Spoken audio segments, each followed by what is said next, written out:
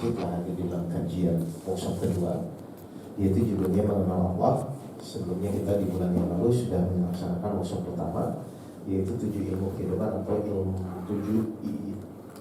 kehidupan atau 7 ilmu penjari hati. Nah, mungkin sebelum saya masuk ke materi, seperti biasa, saya biasanya akan tanya jawab dan diskusi kepada Bapak Ibu sekalian ya. Jadi begini, kan ilmu itu banyak, betul ya Bapak Ibu ya? Saya yakin Bapak Ibu pun tiap hari atau mungkin sebulan sekali atau seminggu sekali selalu belajar yang namanya ilmu. Ilmu apapun itu. Pertanyaan saya, tujuan Bapak Ibu belajar ilmu itu apa sebenarnya? Coba. Sarana semakin dekat kepada Allah. Ada yang lebih konkret nggak? Betul itu. Maksud saya itu supaya kita nanti jelas arahnya. Kita tuh belajar ilmu itu mau apa? Kan kadang-kadang orang itu terjebak, ya pokoknya belajar tolong ilmu, betul. Tapi konkretnya itu apa sih? Kita belajar ilmu itu. Kenapa? Baik, atau gini, coba ya, silakan nanti Bapak Ibu jawabnya iya atau tidak.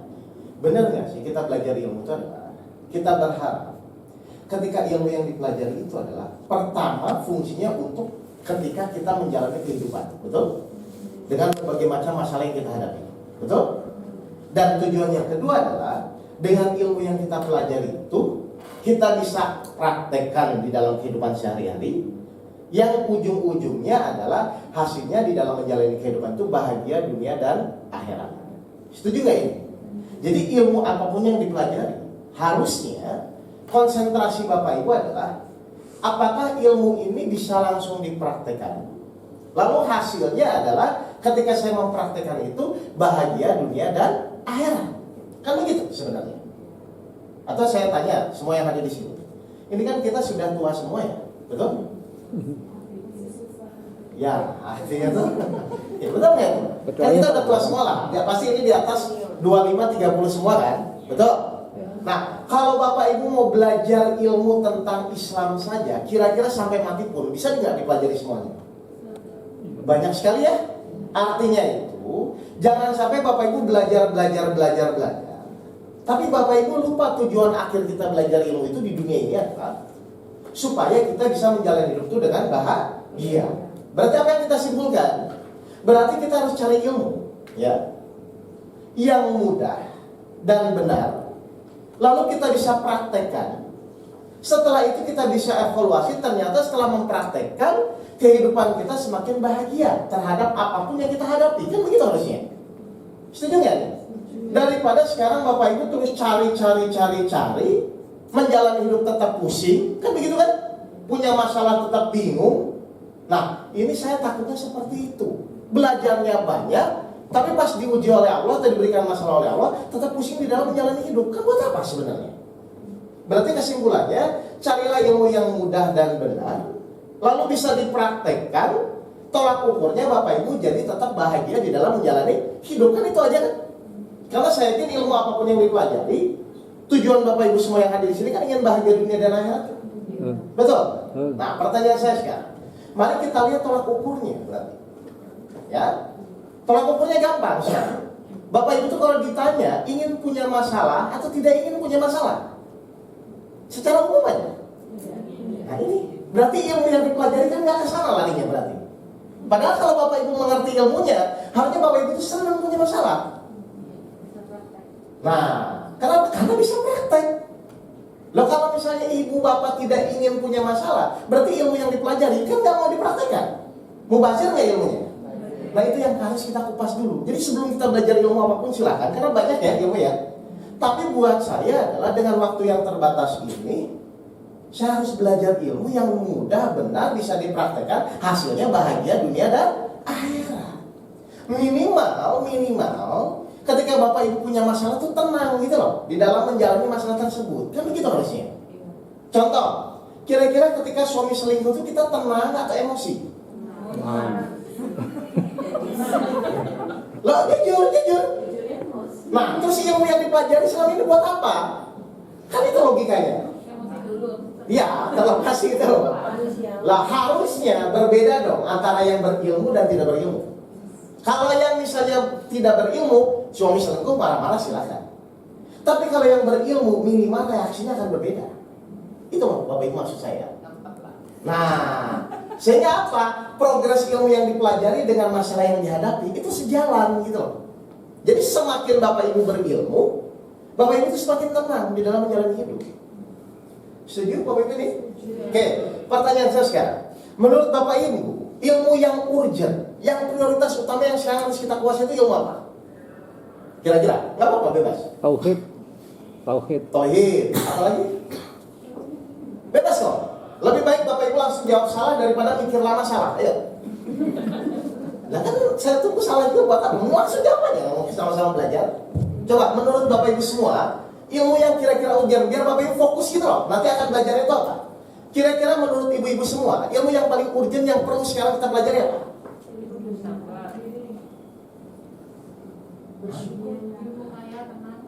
Ayo tenang. Ayo. Nah ini kan. Lah kalau Bapak Ibu nggak saya arahkan begini kan nanti Bapak Ibu bingung nanti. Ayo. Ilmu yang paling urgent yang perlu kita pelajari saat ini apa? Mengendalikan? Nah, dikendalikan dengan apa? Nggak apa-apa. Saya ingin tahu aja sejauh mana sih Bapak Ibu selama itu mencari ilmu, tapi tujuannya itu apa gitu loh. Saya takutnya belajar terus, lupa tujuan akhir itu apa gitu loh. Nah ini kan kenyataannya begini Bapak Ibu. Nggak apa-apa, saya cuma ingin diskusi ini. Biar Bapak Ibu tuh, oke, berarti saya harus punya sikap apa yang harus saya lakukan dulu gitu loh. Karena kalau enggak, nanti bingung terombang-ambing terus. Ilmu ini bagus, ujung-ujungnya bingung mau praktek yang mana kan. Akhirnya pas menghadapi hidup tetap pusing. Apa yang paling urgent menurut Bapak Ibu? Yang paling urgent itu menurut saya sekarang, saat ini ya, ilmu adalah cara menyelesaikan masalah hidup kan. Ayo, saya mau nanya, Bapak Ibu tuh kalau punya masalah ingin apa? Nah itu loh, maksudnya berarti yang pertama sebelum kita bicara ilmu yang lain, Ibu Bapak tuh harus menguasai ketika Bapak Ibu punya masalah itu, dengan ilmu itu bagaimana supaya masalah kita sudah selesai, kan itu harusnya. Betul nggak ini? Kan Bapak Ibu mencari ilmu itu selama ini salah satunya fungsinya adalah ketika ada masalah, ya kan? Dengan ilmu yang Bapak Ibu pelajari dipraktekkan, masalahnya mudah selesai, kan begitu? Nah, mari kalau memang setuju, saya akan mengupas dulu. Takutnya selama ini menjalani masalah hidup salah berpikirnya atau tidak sesuai dengan Al-Quran. Baca sih baca, tapi apakah sama atau tidak dengan Al-Quran? Nah ini yang akan kita kupas. Paham ini? Ibu-ibu semuanya? Jadi apa yang paling urgent pertama kali? Ilmu untuk menyelesaikan masalah hidup. Siapapun orangnya pasti butuh. Ayo. Dan masalahnya di kuliah kan gak dipelajari juga ini masalahnya. Betul? Di sekolah juga kita gak belajar ini cara menyelesaikan masalah hidup. Nah sekarang kita harus belajar soalnya. Kalau enggak nanti takutnya ilmu yang dipelajari gak sesuai.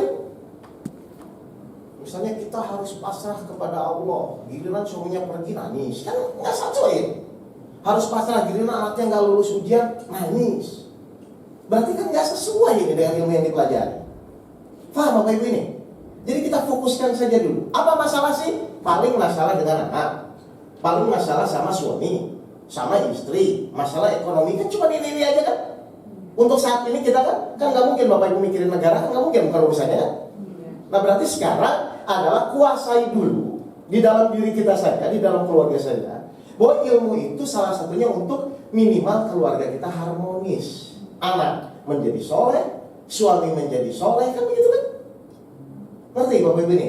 Jadi fokuslah terhadap hal-hal yang kita bisa langsung hadapi sehari-hari. Itu dulu. Sebelum kita bicara ke luar. Tapi fokuskan bagaimana sikap kita kepada istri, bagaimana sikap kita kepada suami, bagaimana sikap kita kepada anak. Bagaimana kita menghadapi ketika misalnya orderan turun. Betul nggak? Ekonomi turun. Nah itu sikap-sikap itu yang harus kita perbaiki dulu.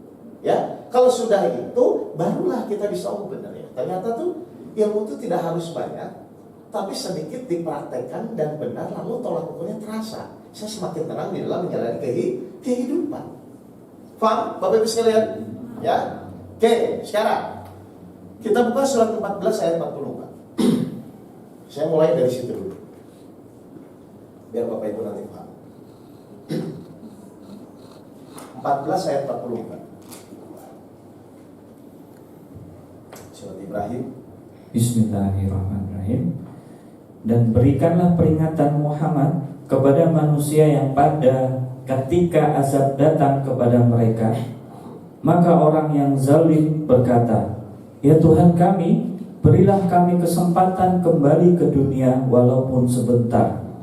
Niscaya kami akan mematuhi seruan Engkau dan akan mengikuti rasul-rasul." Kepada mereka dikatakan, "Bukankah dahulu di dunia kamu telah bersumpah bahwa sekali-kali kamu tidak akan binasa?" Baik, saya mau nanya nih. Ini tuh yang ngomong tuh orang mati atau orang hidup? Orang mati pengen apa, Bu? Pengen hidup lagi. Kenapa? Pengen hidup lagi?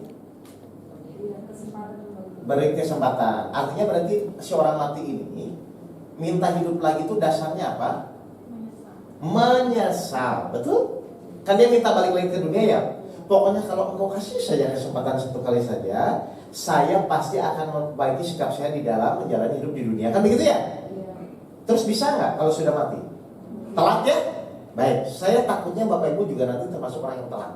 Gini, berarti ketika orang mati itu minta hidup lagi ke dunia, berarti saat hidup di dunia itu dia itu benar atau merasa benar? Nah, tapi dia sadar nggak kalau dia salah? Nah, Allah tahu nggak nanti akan banyak manusia ya mati lalu menyesal. Kenapa menyesal? Karena saat di dunia dia merasa benar, bukan benar ya? Merasa dalam menjalani hidupnya itu dia benar. Kira-kira banyak nggak yang akan begitu nantinya? Banyak peringatan Al-Quran untuk orang yang hidup, bukan orang yang mati kan? Setuju? Jadi nanti akan banyak orang yang menyesal karena saat menjalani hidup di dunia itu dia merasa benar. Kalau benar waktu hidupnya, dia menyesal nggak? Kalau benar? Tidak. Berarti ini akan orang itu mati menyesal karena waktu di dunia dia merasa benar. Nah, mari kita kupas sekarang. Apakah kita termasuk yang merasa benar atau tidak selama ini? Ya, baik. Contoh sederhana. Bapak Ibu tuh kalau punya masalah, di pikiran Bapak Ibu tuh ingin apa? Solusi. Nah itu tuh kira-kira benar atau salah? Halo? Ya apa-apa, sebentar kan Ibu jawabnya ya. Coba saya ulang. Nah ini maksud saya, kita hidup di dunia seakan-akan hal itu benar, ternyata salah gitu loh Pak Bu. Saya ulang. Bapak Ibu ketika punya masalah, Bapak Ibu itu benar nggak pemikirannya ketika punya masalah itu saya ingin selesai masalah itu? Nah pemikiran itu tuh benar atau salah? Salah. Tapi selama ini gimana? Merasa salah. Nah, hati-hati loh Bapak Ibu. Ternyata saya kupas baru satu poin pun, ternyata Bapak Ibu hanya merasa benar, bukan benar kan? Saya mau nanya, ketika punya masalah itu sebenarnya Bapak Ibu itu disuruh menyelesaikan atau tidak? Tidak disuruh menyelesaikan. Itu yang benar. Ya. Kalau yang merasa benar, nah itu akhirnya Bapak Ibu ikhtiar jungkir balik kan, dan stres ketika masalahnya nggak selesai kan. Nah itu tuh sikap seperti itu benar atau salah? Salah. Sudah berapa tahun? 40 tahun. Loh, Bapak Ibu sadar nggak ini? Bertahun-tahun Bapak Ibu menjalani hidup. Ketika ada masalah, bagaimana cara menyelesaikan? Bagaimana supaya masalah cepat selesai? Akhirnya ibadahnya dipolitisasi supaya untuk menyelesaikan masalah. Benar nggak? Bapak Ibu berdoa, Bapak Ibu tahajud, hanya tujuannya bukan memurnikan ketaatan kepada Allah, tapi hanya sekedar bagaimana supaya masalah saya selesai dengan tahajud saya. Bagaimana masalah saya selesai dengan sedekah saya. Benar nggak ini? Berarti benar atau merasa benar? Mati menyesal. Loh, hati-hati loh ini. Saya takutnya begitu. Nah, mari kita kupas sekarang. Berarti ketika Bapak Ibu punya masalah, Allah tuh inginnya apa? Kan begitu kan? Padahal kenyataannya setiap orang, termasuk saya pun dulu waktu belum tahu ini, saya wajar dong Pak Guru. Saya punya masalah, saya pasti ingin cari jalan keluar, betul? Ya. Dan ternyata saya tuh merasa benar, bukan benar. Karena di Al-Quran nggak begitu. Baik, saya buktikan ya. Ketika kita dapat masalah, kita kan tetap disuruh ikhtiar, betul nggak? Ikhtiar itu supaya kita bisa menyelesaikan, supaya mendapatkan jalan keluar, atau bukan sebenarnya? Halo? Nggak apa-apa, Coba, menurut Bapak Ibu, saat kita punya masalah kan kita langsung ikhtiar, betul? Ikhtiarnya adalah tujuannya untuk menyelesaikan masalah, betul? Ya, betul. Pertanyaan saya, sebenarnya Allah nyuruh ikhtiar itu supaya kita bisa menyelesaikan masalah atau bukan? Itu dulu jawab pertanyaan. Bukan. Lah kalau bukan, kenapa fokus Bapak Ibu misalnya kepada solusi hidup?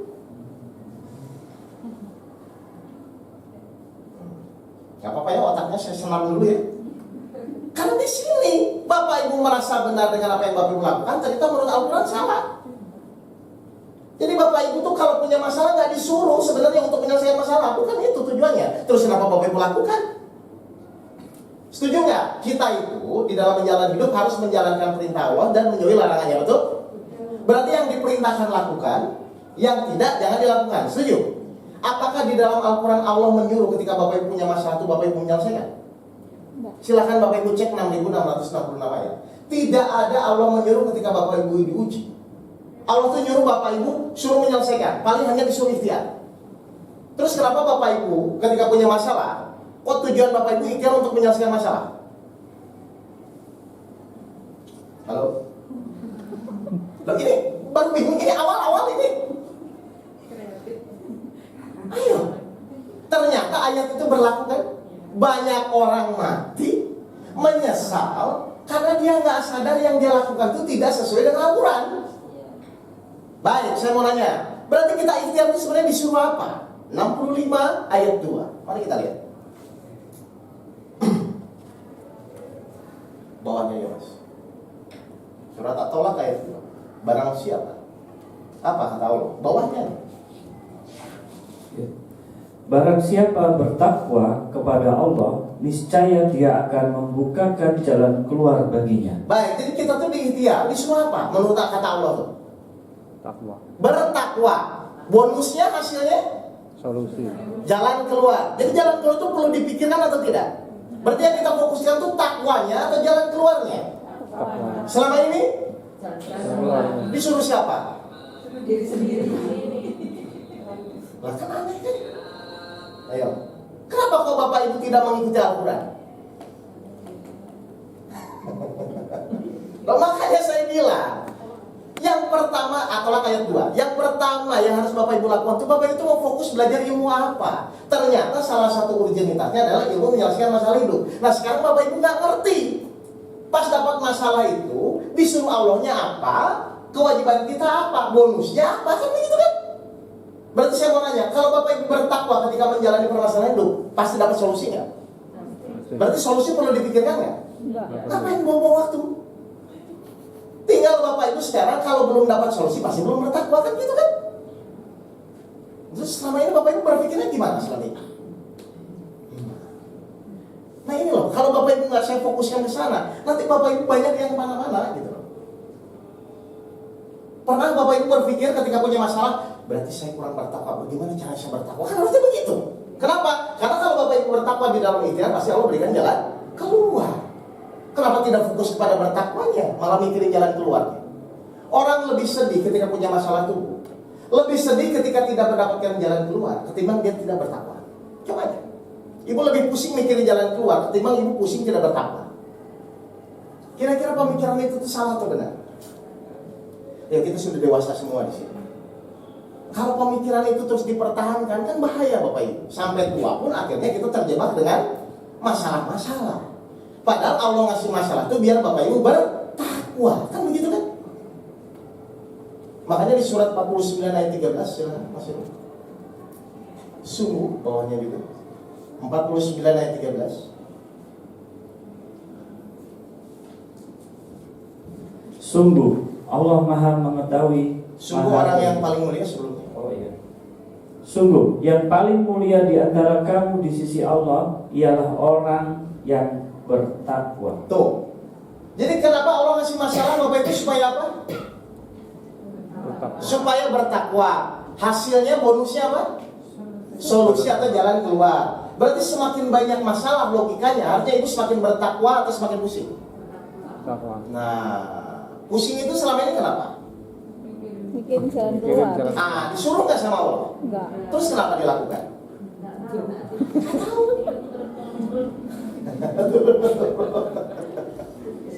Berat. Ayo, kita fair saja, kita diskusi hari ini.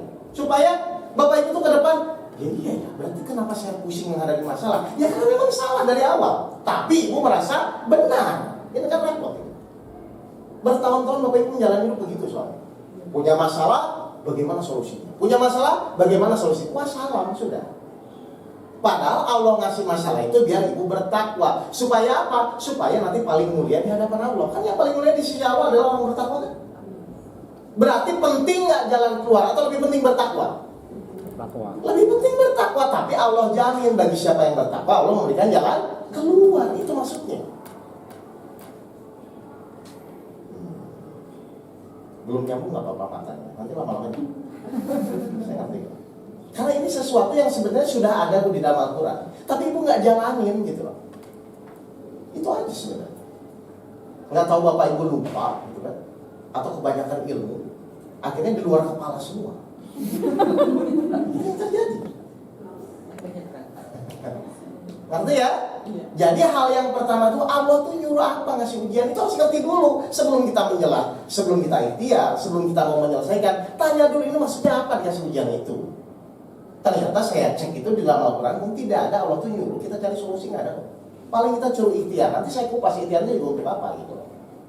Ternyata salah satu fungsinya adalah kita disuruh ikhtiar itu untuk semakin bertakwa kepada Allah. Kalau bertakwa sebesar apapun masalahnya selesai nggak harusnya? Karena Allah yang memberikan jalan keluar. Kenapa jadi pusing? Coba saya mau nanya, lebih gampang bertakwa atau lebih gampang mikirin jalan keluar?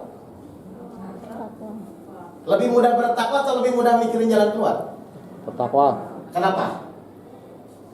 Betul. Kenapa? Nggak mikir.